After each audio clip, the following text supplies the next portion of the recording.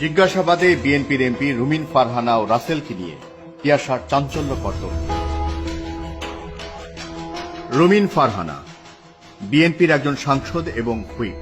তাকে নিয়ে এবং রাসেলকে নিয়ে রিমান্ডে জিজ্ঞাসাবাদে চাঞ্চল্যকর তথ্য দিয়েছে মডেল পিয়াসা। পিয়াসা জানান, পার্টেক্স গ্রুপের চেয়ারম্যান ও বিএনপির সাবেক সাংসদ এম এ হাশেমের ছোট ছেলে শওকত আজিজ রাসেলের অন্যতম বেড পার্টনার রুমিন ফারহানা। এমপির একজন মহিলা আছে, এক্স এমপি বা বর্তমান এমপি, ঠিক চিনি না, তার সাথেও কয়েকটা ছবি আছে, মেবি রুবিনা বা এরকম কিছু একটা এমপি। রুমিনা, রুমিন ফারহানা টাইপ কিছু একটা, রুমিন ফারহানা মেবি সংসদ সদস্য, জানি। হ্যাঁ, পার্টি ওনারা অনেক করে, অনেক পার্টি করে, ওর বাসায় অনেক রকমের পার্টি হয়, গানা বাজনা হয়, নাচানাচি হয়, বলতে গেলে ডিজে পার্টি থেকে শুরু করে সব হয়, এবং গুলশান এলাকার যত আভিজাত্য ফ্যামিলি আছে সবাই ওই পার্টিতে জয়েন করে। নিত্য নতুন দামি দামি সব উপহার পান রাসেলের কাছ থেকে। একসাথে প্রায় যান বিদেশ ভ্রমণে।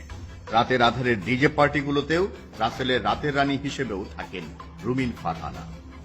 অনেক রাতের রানীর সাথেই রয়েছে রুমিনের সখ্যতা উঠা বসা। বিএনপির বদলতে একজন রাতের রানীও আজ সাংসদ, ভাবা যায়? এর বাইরেও আরো চাঞ্চল্যকর সব তথ্য রয়েছে রুমিনকে নিয়ে।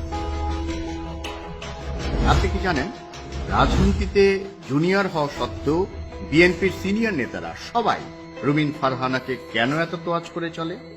কারণ রুমিন ফারহানার সাথে তারেক রহমানের রয়েছে ঘনিষ্ঠ সম্পর্ক। প্রায়ই লন্ডনে গিয়ে হোটেলে তারেক রহমানের সাথে রাত কাটান তিনি। তারেকের আশীর্বাদেই বিএনপির অনেক ত্যাগী, জেল জুলুম সহ্য করা নেতাকর্মীদের ডিঙিয়ে রুমিন ফারহানা আজ সাংসদ। আরো অনেকের সাথেই নিয়মিত রাত কাটান তিনি, যার কারণে 40-এর উপরে বয়স হওয়া সত্ত্বেও এখনো বিয়ে করেননি রুমিন ফারহানা। কেন বিয়ে করেন না? বিভিন্ন টকশোতে এমন প্রশ্নের সম্মুখীন হলেও চতুরতার সাথে এই প্রশ্ন এড়িয়ে যান তিনি। পাকিস্তানের এক নাগরিকের সাথেও রুমিনের রয়েছে ঘনিষ্ঠ সম্পর্ক। বিয়ে করেননি কেন? এক হচ্ছে আমার প্রায়োরিটি লিস্টে বিয়ে ছিল না কখনোই, আর দুই হচ্ছে এমন কাউকে পাইনি যে বিয়েটাকে আমার প্রায়োরিটি লিস্টে আনতে পারে। লোকে বলে একজনের সাথে আপনার প্রেম আছে, সে পাকিস্তানি নাগরিক।